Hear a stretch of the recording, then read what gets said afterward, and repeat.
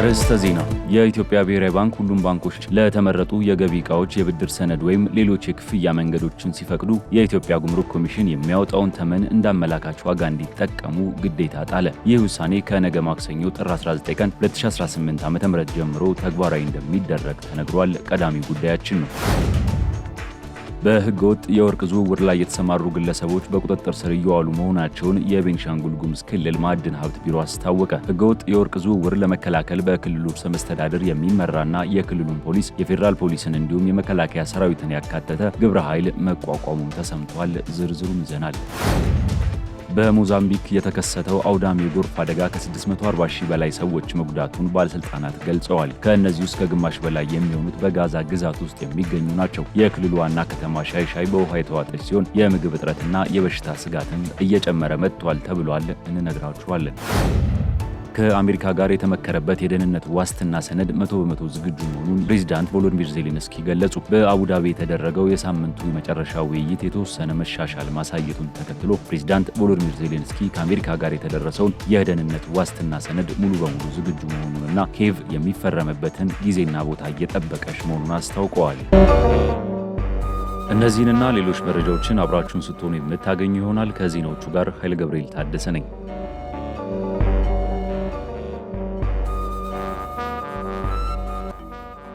የኢትዮጵያ ብሔራዊ ባንክ ሁሉም ባንኮች ለተመረጡ የገቢ ዕቃዎች የብድር ሰነድ ወይም ሌሎች የክፍያ መንገዶችን ሲፈቅዱ የኢትዮጵያ ጉምሩክ ኮሚሽን የሚያወጣውን ተመን እንዳመላካች ዋጋ እንዲጠቀሙ ግዴታ ጣለ። ባንኩ ትላንት ጥር 17 ቀን 2018 ባወጣው መግለጫ እንዳስታወቀው ይህ ውሳኔ ተግባራዊ የሚደረገው ከማክሰኞ ከጥር 19 ቀን 2018 ዓ.ም ጀምሮ ነው። ባንኩ ውሳኔውን ያስተላለፈው በቅርቡ ባደረገው ክትትል ባንኮች ለብድር ሰነድ የሚጠቀሙባቸው ዋጋዎች ከጉምሩክ ኮሚሽን የማጣቀሻ ዋጋዎች ጋር ሲነጻጸሩ ከፍተኛ ልዩነት እንዳላቸው ካረጋገጠ በኋላ መሆኑ ተገልጿል። ይህም በባንክ ስርዓቱና በጉምሩክ ኮሚሽን መካከል ያለውን የዋጋ ልዩነት ለማስወገድና የውጭ ምንዛሬ መረጃዎችን ትክክለኛነት ለማረጋገጥ እንደሚረዳ ታምኖበታል። እንደሚታወሰው ብሔራዊ ባንክ በሐምሌ 2016 ዓ.ም ተግባራዊ ባደረገው የውጭ ምንዛሬ መመሪያ የሀገሪቱ የውጭ ምንዛሬ ተመን በገበያ እንዲወሰን ማድረጉ ይታወሳል። በዚህም መሰረት ቀደም ሲል የነበረው ዝቅተኛ የገቢ ዕቃዎች ዋጋ መመሪያ ተሰርዞ የገቢ ዕቃዎችን ዋጋ ትክክለኛነት የማረጋገጥ ኃላፊነት ለባንኮች ተሰጥቶ ነበር። አዲሱ መመሪያ ባንኮች የጉምሩክ ዋጋን እንደ ማጣቀሻ እንዲጠቀሙ በማድረግ በገበያው ውስጥ የሚታየውን የዋጋ ለመጣጣም ለማስተካከል ያለመ መሆኑ ተገልጿል።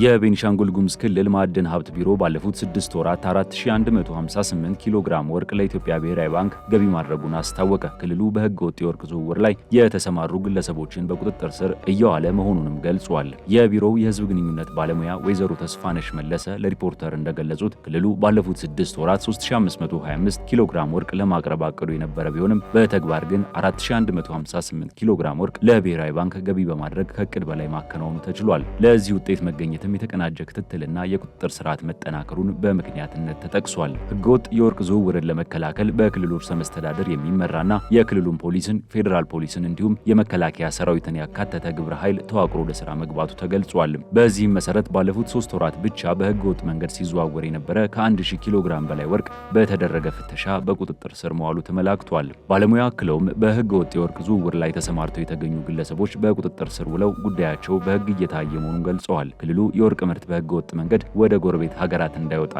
ለብሔራዊ ባንክ ገቢ እንዲሆን የጀመረውን የተቀናጀ ቁጥጥር አጠናክሮ እንደሚቀጥልም አስታውቀዋል። አናሃማ ትሬዲንግ ከዓለም አቀፉ ኤክስኤምጂ ኩባንያ ጋር በመተባበር ከ5 እስከ 20 ቶን መሸከም ይችላሉ የተባለላቸውን የኤሌክትሪክ ተሽከርካሪዎችን አስተዋውቋል። ተሽከርካሪዎቹ በከፊል በሀገር ውስጥ የተገጣጠሙ ስለመሆናቸው ሲነገር የ5 ዓመት የባትሪ ዋስትና ያላቸው መሆናቸውንም ኩባንያው አስታውቋል። ኢትዮጵያ ለነዳጅ ግዢ በየዓመቱ $4 ቢሊዮን የሚደርስ ወጪ እንደምታወጣ የተናገሩት የትራንስፖርትና ሎጂስቲክስ ሚኒስትር ዴኤታው በረው ሐሰን መንግስት አረንጓዴ ቴክኖሎጂን መሰረት ያደረጉ ስራዎችን የሚሰሩ አምራቾችን እንደሚያበረታታ ጠቁመዋል። የዓለም ወቅታዊ ጂኦፖለቲካ በነዳጅ ዋጋና አቅርቦት ላይ የሚያሳድረውን ተለዋዋጭ ጫና ለመቋቋም የኤሌክትሪክ ቴክኖሎጂን በአግባቡ መጠቀም እንደሚገባም አሳስበዋል።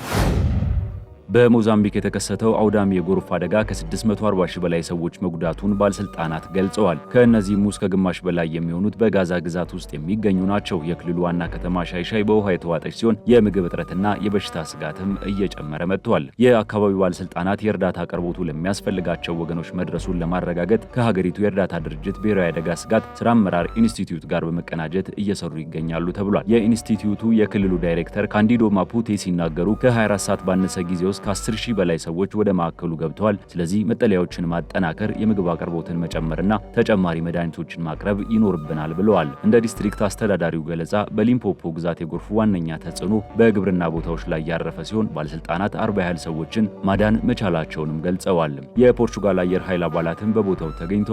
የአየር ኃይሉ የፈጣን ደራሽ ኃይል አባል የሆኑት ሌተናንት ኮሎኔል ፌጌራ በአሁኑ ወቅት የእኛ ሚና ፍላጎቶችን መለየት ብቻ ነው። በአሁኑ ወቅት የተለዩትን ፍላጎቶች ዝርዝር ተዘጋጅቶ ወደ ፖርቹጋል ይላካል ብለዋል። ሰብአዊ ድርጅቶች እንደገለጹት ይህ አስከፊ የአየር ሁኔታ በሚሊዮኖች የሚቆጠሩ አነስተኛ አርሶ አደሮችን ራሳቸውን ለመመገብ የሚታመኑባቸውን ሰብሎችን ያወደመ ሲሆን ከከባድ ጎርፍ በኋላ የሚከሰተውና በውሃ አማካኝነት የሚተላለፈው የኮሌራ በሽታም ትልቅ ስጋት ሆኗል። የተባበሩት መንግስታት የህፃናት መርጃ ድርጅት ዩኒሴፍ ህፃናት በተለየ ሁኔታ ለአደጋ የተጋለጡ መሆናቸውን ገልጾ ለእነዚህ ሰዎች ንጹህ ውሃ፣ ምግብና የጤና አገልግሎት ማግኘት አጠራጣሪ መሆኑን ገልጿል።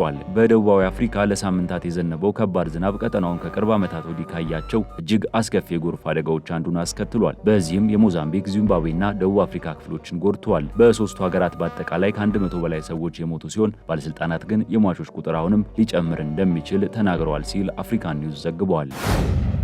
ከአሜሪካ ጋር የተመከረበት የደህንነት ዋስትና ሰነድ 100% ዝግጁ መሆኑን የዩክሬኑ ፕሬዝዳንት ቮሎዲሚር ዜሌንስኪ ገለጹ። በአቡዳቢ የተደረገው የሳምንቱ መጨረሻ ውይይት የተወሰነ መሻሻል ማሳየቱን ተከትሎ ፕሬዝዳንት ቮሎዲሚር ዜሌንስኪ ከአሜሪካ ጋር የተደረሰውን የደህንነት ዋስትና ሰነድ ሙሉ በሙሉ ዝግጁ መሆኑንና ኬቭ የሚፈረምበትን ጊዜና ቦታ እየጠበቀች መሆኑን አስታውቀዋል። የደህንነት ዋስትናዎች ከሁሉም በላይ ከአሜሪካ የሚሰጡን ዋስትናዎች ናቸው ያሉት ፕሬዝዳንቱ ሰነዱ 100% ዝግጁ ሲሆን አጋሮቻችን የምንፈርምበትን ቀንና ቦታ እንዲያረጋግጡ እየጠበቀን ነው ሲሉ በሉቴኒያ ዋና ከተማ ቪሊኒየስ በሰጡት ጋዜጣዊ መግለጫ ላይ ተናግረዋል። ከዚያም ሰነዱ ለአሜሪካ ኮንግረስና ለዩክሬን ፓርላማ እንዲጸድቅ ይላካል ሲሉም አክለዋል። ባለፈው ሳምንት አርብና ቅዳሜ የዩክሬንና የሩሲያ ተደራዳሪዎች ከአሜሪካ አሸማጋዮች ጋር በመሆን በአቡዳቢ ለመጀመሪያ ጊዜ ባለ ሶስትዮሽ ስብሰባ ማድረጋቸው ይታወሳል። የውይይቱ ዓላማ ዋሽንግተን ለዓመታት የዘለቀውን ጦርነትን ለማስቆም ያዘጋጀችውን ማዕቀፍ መገምገም የነበረ ቢሆንም ሞስኮ በኪየቭ ላይ ያደረሰችው ከባድ የአየር ጥቃት ተከትሎ ስምምነት ላይ ሳይደርሱ ቀርቷል።